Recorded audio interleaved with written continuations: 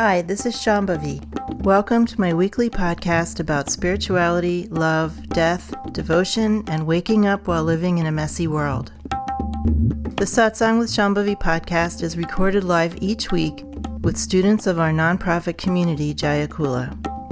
For more information and to find out about attending a satsang, visit jayakula.org. Thanks for listening. Much love to you, wherever and however you are.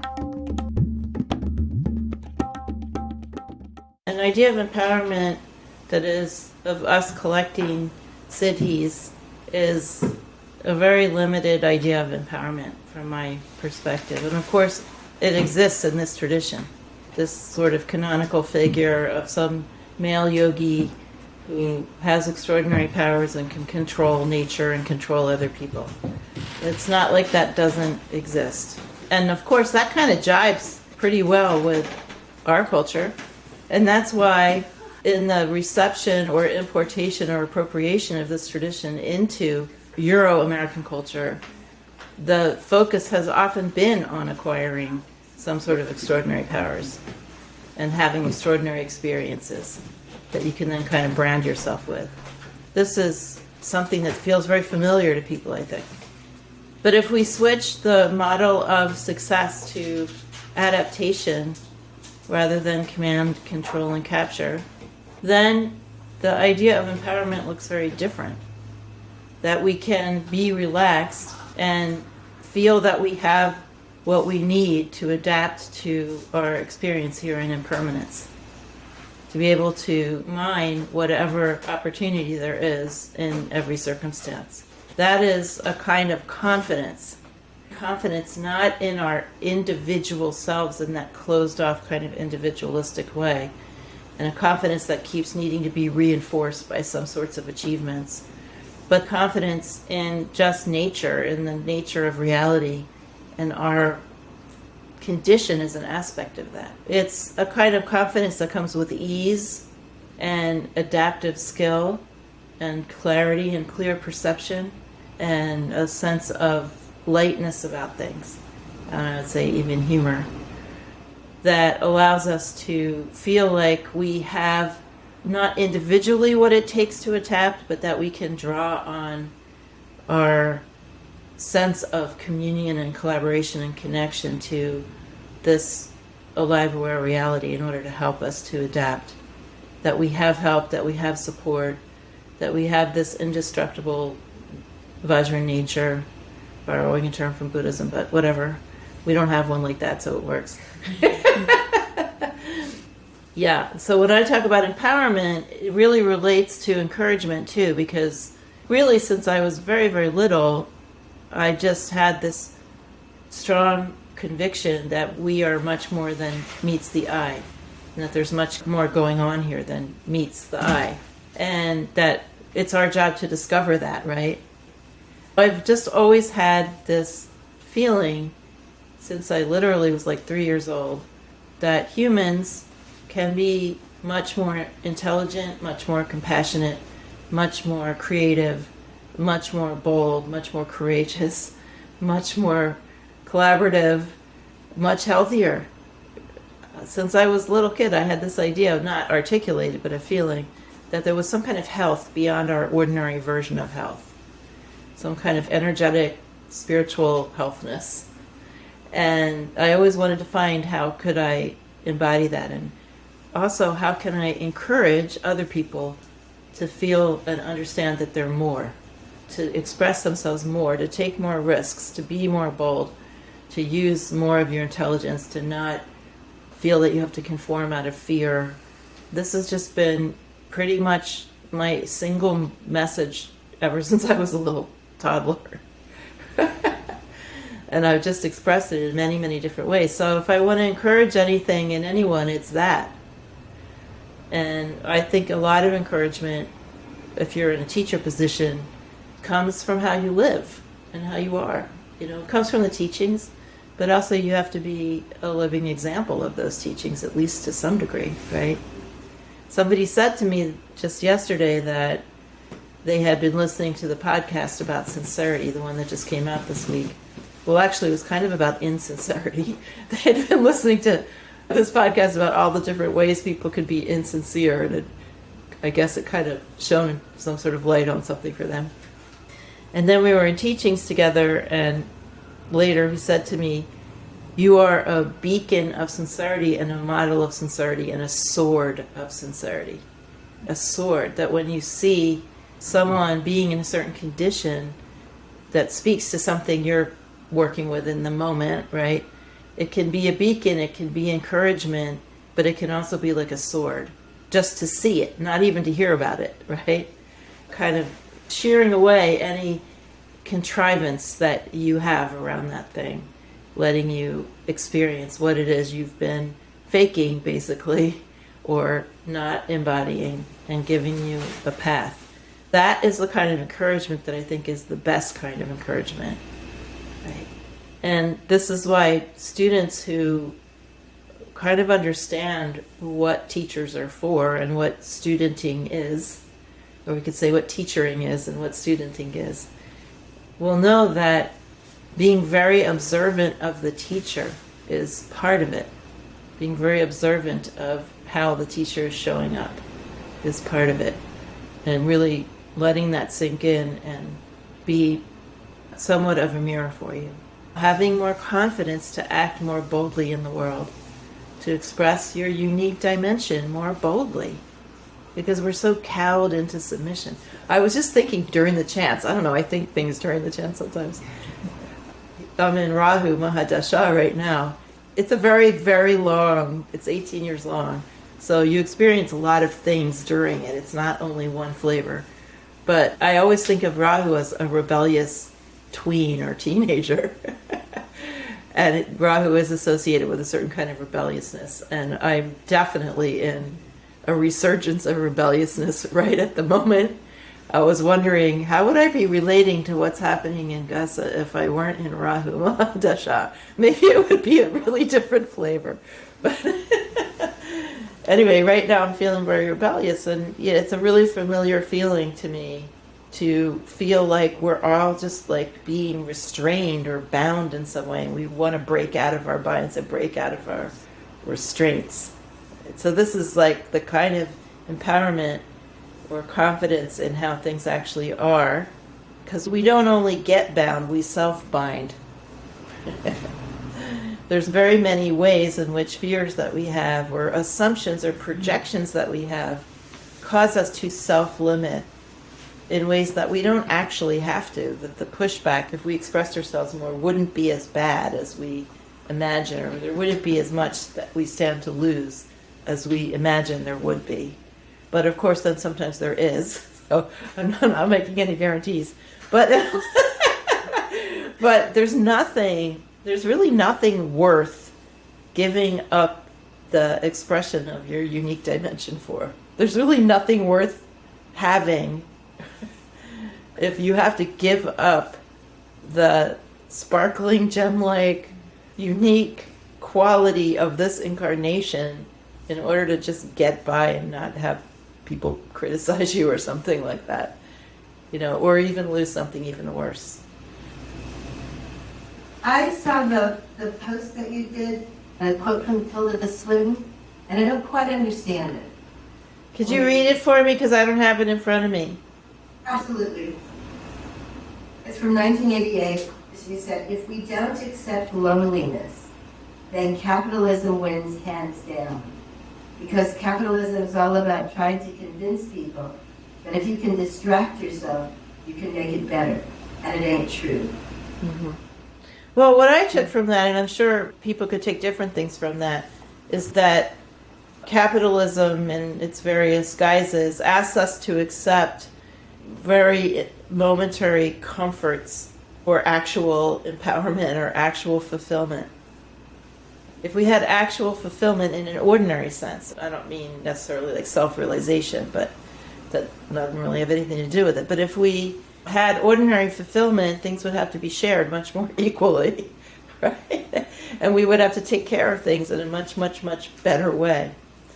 And so this is what I'm getting from the quote. We seek these momentary distractions or momentary pleasures, which are basically little tiny, tiny, tiny minutes or moments of fulfillment, but they're like eating potato chips instead of an actually healthy meal. But we do it because we feel the sense of separation and loneliness, and we want some sort of fulfillment and some sort of connection, but we're trained to accept a lot of inferior substitutes that don't require capitalism to stop making more money and more privilege for a very small number of people. So does that mean that being with our loneliness can help us see beyond the kind of little hits that we get from... Yeah. Loneliness is an incredibly powerful experience, as everybody knows. If we can be in that and sort of plumb that experience, we can maybe discover what would be actually fulfilling, what we really want. Instead of like feeling a little bit of loneliness and then rushing off to get some little Band-Aid put on it, right?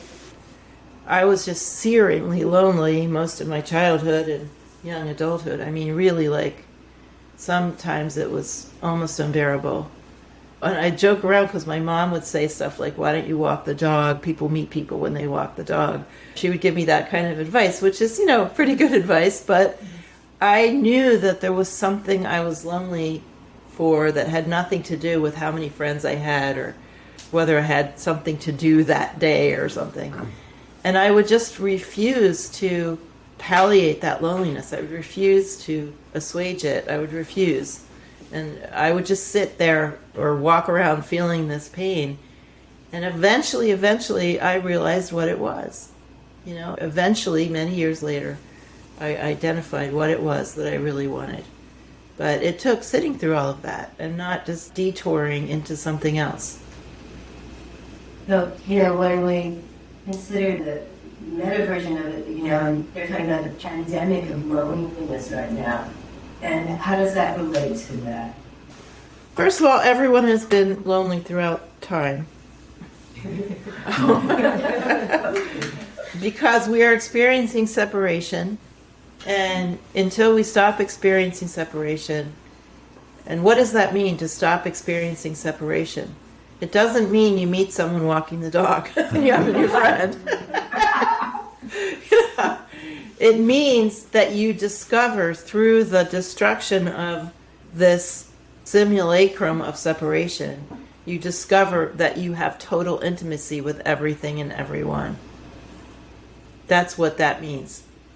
In other words, whether you have company or you don't have company, whether you have something to do that day or not, whether you're by yourself or not, you don't really experience that kind of loneliness anymore because you feel the presence of that self everywhere.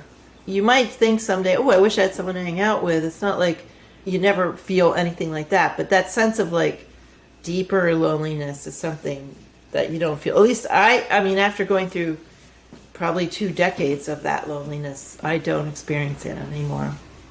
But now we have a situation where so much community structure has broken down or is actively discouraged in certain cultures, including our own.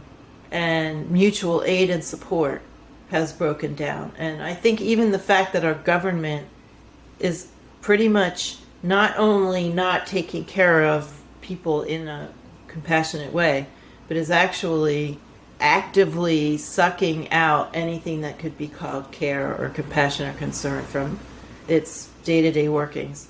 I think all of that exacerbates loneliness. That even if it's just about how our government is functioning, I think it exacerbates that feeling of this vacuum of care, this vacuum of compassion or concern. And I also think one of the signals of this is how much people are responding, or some people, obviously not everyone, but how many people are responding to the display of community caring and mutual aid. We're watching people in the most extreme circumstances still valiantly trying to care for each other and care for the injured and the dead and the dying, and trying desperately to keep a hold of community ritual and community gatherings and risking their lives to maintain this crucible of care for people in absolutely the most horrific destructive circumstances. And I think many, many people, including myself, are just deeply, deeply, deeply moved by this. And I think it is like a mirror. I think it is really showing us something we're very much lacking in our culture, by and large, except for in little pockets. I would say that when we think about discovering that we're not separate, it starts in a very ordinary way. We have a dog or a cat. We have a nuclear family, maybe. Maybe we're in some sort of love relationships. Maybe we have then a circle of friends. Maybe we have concerns with other people, other kinds of communities or subcultures that we're part of that teach us broader senses of community. And maybe then we get involved with a spiritual community. And if it's not occult, then that should be showing us how to make connections in an even bigger way. And then eventually we have what's called kula. The word kula in this tradition in Sanskrit, in its small form, it means a family, a regular old family. But in its biggest form, it means the family of all manifest life. The family of all beings, not just human beings, not just sentient beings. The family of all things, the family of all worlds, realms, planets, multiverses. That family that is all an aspect of this one self's expression, which we eventually will feel total intimacy with. So there's a progression from small family to Maha family. And when we see any display of actual community, I think it's incredibly moving. It's showing us what we want. It's pointing a beacon toward what our heart really desires. So slowly we have to start with that. That's the purpose of having a spiritual community, is to discover more of the heart's longing and more of a sense of lack of separation, of connection, continuity, collaboration, all the things that are alliance, right? Mutual aid and support. These are all aspects of small family functioning well and Maha family. But when we have a longing, that is pointing us in a direction. Like longing is actually both the beacon and the fuel for a spiritual life. You cannot have realization without longing. And you cannot know, of course loneliness is a kind of longing. You can't know what it is you're longing for if you're always trying to get rid of longing or loneliness. You have to use those experiences, those really powerful, powerful experiences, to discover what it is you really are longing for. And maybe someone decides, in whatever condition they're in, I'm really longing to have a partner, or I'm really longing to have some other thing. You know, it might not be someone deciding I'm really longing for something bigger than that. And that's completely fine. We just have to use that longing, though, and not disown it. I think that's what Tilda Swinton's talking about. Don't disown those beacons of those feelings of loneliness and longing. But we're encouraged to do that when we're in a system that's basically just a giant sucking machine that wants to use our lives just as battery packs for its own self-perpetuation. We're in a situation of incredible cruelty. I'm 67 years old. If I look back in my childhood, government wasn't this bad. I mean, it was bad, but it wasn't this bad, for sure. And things have gotten more cruel, and I think more destructive, and I think everybody's feeling it. And we can't help but feel it, even if we're not aware of it. It just isn't possible for our body energies and minds not to register it when we're in a circumstance of cruelty and lack of care. It's not possible for us not to register that. So that's why I'd like Jayakula to be a beacon of that as best we can, right? Like I've said about very destructive situations. Most of you know that in the Hindu traditions we have creation, maintenance, and destruction. And you could say that's linear, but you could also say they're all happening at the same time. I think both would be correct in terms of looking at it from different perspectives. But things have to be destroyed to be rebuilt in a different way. That's just how nature works. And what's the job of practitioners in a community during those times? I described it as pulling a golden thread through the wreckage to help with whatever comes next. And we can't do that if we don't have a community that is built on embodying those wisdom virtues that are of Mahakula. Not that we'll do it perfectly, but we need to do our best.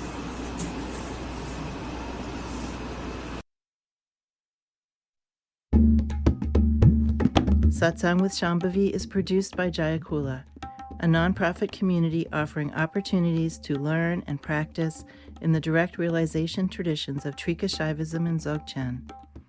If you enjoyed listening, please help us keep this podcast and many other teachings open to all by making a monthly or one-time donation.